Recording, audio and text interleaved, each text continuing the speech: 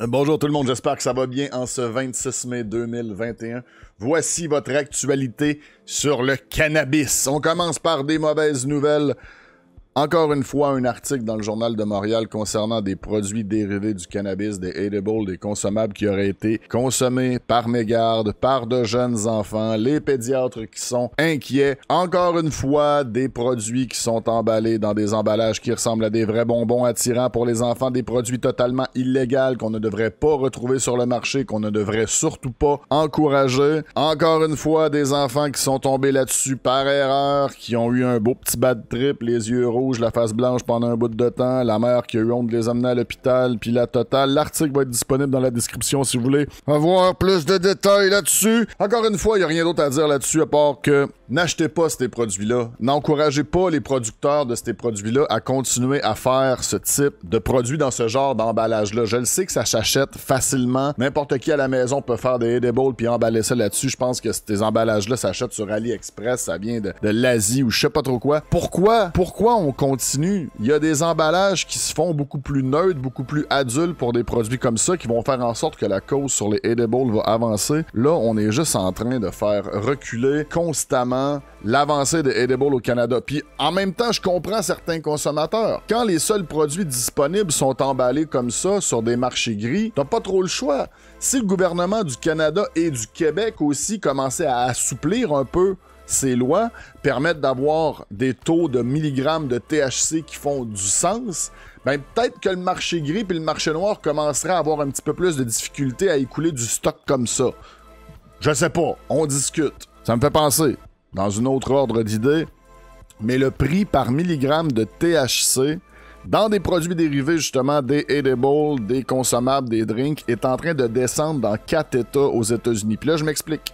Ce qui arrive, c'est qu'aux États-Unis, les lois sont différentes et ils peuvent avoir des drinks avec des hauts taux de milligrammes de THC dans certains États. Eh bien, c'est ce que les gens veulent. Les gens vont vers ça. Ils vont acheter des barres de chocolat avec un haut taux de THC, 500 mg, 1000 mg, des fois même sur les marchés gris. Ils vont pas acheter une petite crise de canette qui coûte les yeux de la tête à 2,5 ou 5 mg de THC. Vous le voyez ici, le prix baisse par milligrammes de THC parce que les gens se tournent vers des produits à un haut taux de milligrammes de THC qui coûtent moins cher. Parce que justement, t'achètes quelque chose, tu vas avoir un effet, puis t'es content. Bref, vous irez lire ça, justement, c'est intéressant, mais c'est peut-être plus pour les législateurs canadiens. Je sais même pas pourquoi je vous envoie ça à vous, mais il faut que nos gouvernements et nos décideurs changent et comprennent que le marché ne veut pas aller dans le micro-dosing au niveau des edibles. Ça va toujours exister, ça va être là, puis tant mieux, je veux pas qu'on commence à léser les patients médicaux qui ont besoin de ça. Mais présentement, au Canada et particulièrement au Québec, on est en train de passer totalement à côté de la traque de ce marché-là. Et on va se faire déculotter par les États-Unis. Je vous en passe un papier. On revient également sur la grosse transaction qui a eu lieu récemment. Exo qui a acheté 48 North Cannabis tout de suite après avoir fusionné, plutôt acheté Zenabis d'ailleurs. Quand on demande à Sébastien Saint-Louis pourquoi il a acheté 48 North, il nous dit que c'est pour compétitionner sur le marché des fleurs super premium, donc le cannabis craft qui s'en vient. Vous en avez peut-être entendu parler aussi dans mon dernier 420 News. Excusez, c'est pas facile le début de ce 420 News là. J'étais assez sur les dents, disons, avec toutes ces belles grosses nouvelles-là. Fait qu'encore une fois, des marchés d'acquisition et de merger, et ça risque de continuer pour le reste de l'année, d'après ce que j'entends un peu partout. Continuez à encourager le craft cannabis, s'il vous plaît, à la maison. Plusieurs des acteurs qu'on entend dans ces marchés de merger et d'acquisition sont dans la business pour la bourse, le stock market, la bulle. Ils ne sont pas là pour les clients. Ils ne sont pas là pour l'amour de la fleur du produit ou des bienfaits que cette fleur et ce produit-là peut apporter aux consommateurs, mais à la planète aussi, si on va un petit peu plus large. Je m'excuse, mais je vais vous le redire. S'il vous plaît, tenez-vous loin des produits Exo, s'il vous plaît. Tenez-vous loin des produits 48 North. Et c'est encore plus important pour nous, les Québécois, parce qu'on est leur plus grosse source de revenus à ces deux compagnies-là. 70% de leurs ventes, autant Exo et 48 North, c'est à la SQDC qui les font. Si on veut que la SQDC arrête ou au moins diminue l'achat de produits de des compagnies qui, selon moi, ne nous représentent pas, les consommateurs avertis de cannabis, il faut que nous, avec nos dollars, on arrête de voter pour continuer à ce qu'eux continuent à en acheter. Bref, vous faites bien ce que vous voulez, je suis pas votre mère, je suis pas votre père, mais si vous êtes un peu tanné que des gens comme Cochon s'engraissent la patte constamment avec des consommateurs de cannabis sans vraiment s'en soucier ou sans vraiment être impliqués de bonne façon dans l'industrie, bref, si vous aimez ça, que le monde s'enrichisse grâce au cannabis, sans faire avancer la cause pour les consommateurs, continuez à acheter du Exo, continuez à acheter du 48 North. Pour moi, je touche plus à ça. Toujours au Canada maintenant, les Autochtones sont en conflit dans certaines villes avec la loi. Il y a des Autochtones, ou appelez-les les gens des Premières Nations, c'est tout le temps un petit peu touchy à ce niveau-là, qui tentent d'ouvrir des magasins de cannabis selon le bon vieux droit, disons, que les peuples autochtones ont droit à leur pharmacopée traditionnelle et ils ont le droit de conserver leur pratique médicale, pardon. En gros, c'est le brodo d'ici, Corey Brewer, qui veut son magasin de weed à quelque part en Colombie-Britannique et le gouvernement pas trop d'accord. Pas trop d'accord. Il y a de plus en plus de cas comme ça qui sont en train de popper à travers le Canada. On en a aussi au Québec. Je vais enchaîner là-dessus après, vous allez voir. Premièrement, moi, j'aurais juste envie de dire à Corey, écoute, Corey, man, ce serait peut-être le fun que t'embarques dans le trend, mais que tu vendes pas trop de produits qui ressemblent à des vrais bonbons, tu sais, tant qu'à avoir des produits de cannabis, essaye donc d'encourager une légalisation responsable plutôt qu'encourager des produits comme ça. Deuxièmement, le problème, j'ai l'impression, c'est que la façon que Corey et d'autres interprètent la loi, c'est que ce serait un droit individuel, tandis que d'après les avocats et ce que je comprends de l'article, ce sont des droits qui sont accordés aux communautés, à ces Premières Nations, justement, comme un peu ce qui est en train d'arriver au Québec avec Kanawake, qui, avec son conseil de bande, le conseil Mohawk de Kanawake, pardon si je me trompe dans des termes, hein, c'est vraiment pas ma spécialité, mais ils sont en train d'élaborer une réglementation justement pour vendre du cannabis sur leur territoire. Il y aurait 3 permis qui seraient alloués sur le territoire pour vendre. Il y aurait aussi une espèce de, une commission qui serait prise de 0,5% des revenus bruts la première année, puis ça augmenterait de 0,5% d'année en année jusqu'à un taux total de 2,5%. Qui irait justement à un fonds communautaire qui serait là pour faire des développements sociaux et économiques dans la communauté de Kanawake. Bref, qu'est-ce qui va arriver avec tout ça? On va suivre ça, bien sûr, d'un œil intéressé ici dans la commune. Je sais que j'en parle pas souvent de ce qu'on pourrait appeler aussi au Amsterdam, les cabanes à cannabis sur les réserves de Premières Nations. Bien heureux d'entendre vos commentaires dans la section commentaires, effectivement, de ma vidéo. À savoir, qu'est-ce que vous pensez de tout ça?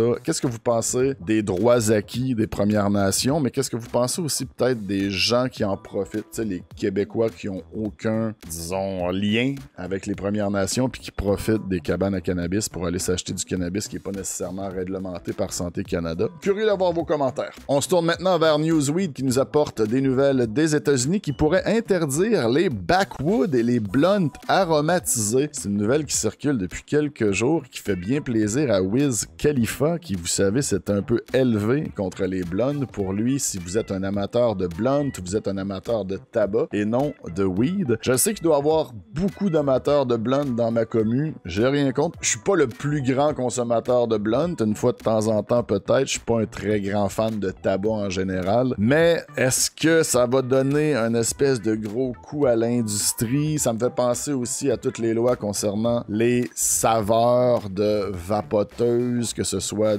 de la nicotine ou du THC. Qu'est-ce que vous en pensez? Encore une fois, curieux d'avoir votre avis dans les commentaires. Est-ce que vous êtes un consommateur de backwood et de blunt, ou est-ce que vous êtes plus du type à y aller avec des produits raw faits en chanvre, ou les bons vieux papier keb d'ailleurs, merci encore à eux de m'avoir envoyé une nouvelle boîte, un petit refill là. Si on reste à l'international et on bascule maintenant vers notre cousine, la France, le cannabis en France, c'est pas facile, on va se le dire. Les produits au CBD vont être autorisés, mais pas la vente de fleurs et de feuilles. J'en perds mon propre français. Non, sérieusement, j'ai juste envie de me face-palmer. J'ai lu quelques articles là-dessus. En gros, là, si je comprends bien, le gouvernement s'est dit « Bon, écoutez, c'est pas trop facile de savoir, il y a du THC ou il y a du CBD dans cette fleur. Et si on interdisait la vente de la fleur, mais qu'on ne faisait que des produits produits dérivés, hein, du cannabis light qu'on appelle, bref, une petite crème au CBD, une petite boisson au CBD, un petit brownies au CBD. En tout cas, je sais pas. Honnêtement, je trouve ça tellement aberrant. On s'entend, là. Les consommateurs de cannabis, de THC, de CBD, le produit qui est le plus utilisé, c'est la fleur, c'est la feuille, c'est de le fumer, c'est de... Pourquoi? C'est comme essayer de régler un problème avec... C'est comme de l'homéopathie pour régler le problème en France. Je veux dire, ça va passer par la légalisation, veut pas un jour. Tous les autres pays autour de vous sont en train de le faire. Vous allez être à la remorque du reste du monde, tabarnak. Je me choque, je m'excuse pour les cousins français, mais pour de vrai, ça m'énerve. Je ne comprends pas pourquoi votre gouvernement est à ce point rétrograde, réfractaire, fermé à l'idée. Est-ce qu'ils sont payés par les lobbies de l'alcool qui ont peur de perdre une partie de leurs revenus liés à faire la fête? Vous êtes tellement des citoyens qui sont des bons vivants, vous aimez la bonne bouffe, la bonne alcool, les beaux paysages, je dis de la merde, mais bordel de cul, faites quelque chose en France! Je vous aime, lâchez pas. En réaction à tout ça, un syndicat des magasins de CBD sera lancé le 1er juin parce que veut pas plusieurs magasins qui vendaient déjà des fleurs de CBD et des feuilles de CBD de façon, disons, tolérée, totalement légale parce que justement, ça se passait. Puis c'était pas non plus des gens qui essayaient de vendre des produits de THC camouflés dans leurs feuilles de CBD. Et là, ils vont se syndiquer, dans le fond, essayer de faire un espèce de regroupement, faire avancer la cause. Et je vous souhaite que ça fonctionne et que vous ayez beaucoup de plaisir dans cette aventure de syndicat. Parce que c'est pas tout le temps facile. Maintenant, des nouvelles qui nous arrivent de la communauté scientifique. Pendant que nous, on s'ostine à savoir combien de milligrammes de THC on devrait avoir dans nos edibles et que la France tente de légaliser le produit, il y a des chercheurs qui se demandent quels sont les effets du delta 9 tétrahydrocannabinoïde sur les homards du Maine. Et oui. En fait, quels sont les effets des vapeurs de delta 9 tétrahydrocannabinol? Donc, en gros, je vous mettrai l'article, qui est une lecture quand même assez intéressante. Il y a des gens, quelque part, qui, j'imagine, ont même eu une bourse et ont été payés pour faire ça, qui ont pris des homards, communément appelés en anglais des lobsters, et qui les ont exposés, ou exposé des bouts de leur tissu, si je comprends bien aussi, à du THC qui sortait d'une espèce de cigarette, e-cigarette plutôt. Donc, les vapeurs de THC, delta 9 tétrahydrocannabinol. Je sais que vous n'avez pas le temps de lire tout ça puis que vous vous en sacrez un brin en bon québécois. En gros, il n'y a pas d'effet. Fait que voilà, si vous voulez avoir vraiment les détails, là, il s'est pas passé grand-chose avec les homards Stone. Ne faites pas ça à la maison, par contre. Ne faites pas consommer de THC à vos homards. Peut-être que tu pourrais faire une recette de THC, de homard infusé au THC avec un bon beurre à l'ail infusé, mais bon, on est ailleurs. Sinon, dans les nouvelles un petit peu plus locales, il y a Fuga qui s'en vient tranquillement pas vite et qui s'affiche de plus en plus sur les réseaux sociaux. Ils vont avoir leur Tropicana Cookie bientôt disponible sur le marché médical en juin. D'après moi, si leur produit est disponible au médical en juin, je serais pas surpris que ce soit disponible à la SQDC aussi bientôt. On sait qu'ils s'en viennent à la SQDC. Tropicana Cookie, qui est un strain ou une génétique en français de Bloom Seed Farm. Bien hâte de voir ça. Étrangement, chez Fuga aussi, sur leurs derniers réseaux sociaux, on a beaucoup de photos d'eux en train de récolter quelque chose qui viendrait de chez Ethos Génétique. Mon petit doigt me dit que c'est peut-être du mandarin cookie. Les feuilles et les fleurs ressemblent un peu au mandarin cookie, je vous laisse aller voir. On continue maintenant encore chez nous au Québec, un nouveau producteur de cannabis appelé 5 Point Cannabis, ou en français je suppose 5 Point Cannabis, arrive tranquillement pas vite sur mon radar. Leur site web existe déjà, pas grand chose malheureusement. Situé à Pierreville, si jamais il y a des gens qui s'intéressent à rentrer dans l'industrie du cannabis, peut-être que des jobs seront disponibles. Écoutez, j'ai aucune autre information, ou comment dire, j'ai aucune confirmation d'information, mais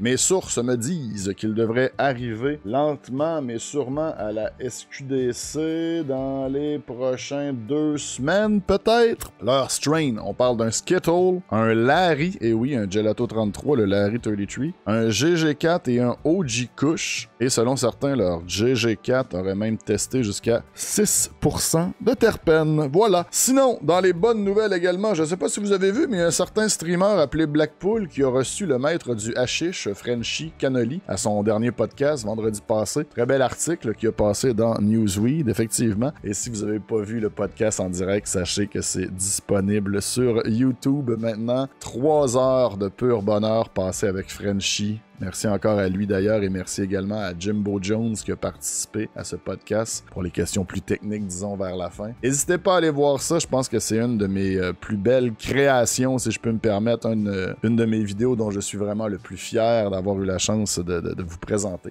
Voilà, c'était vos nouvelles concernant le cannabis. Passez une bonne journée, on se revoit bientôt. N'hésitez pas à dropper un pouce. Peace out.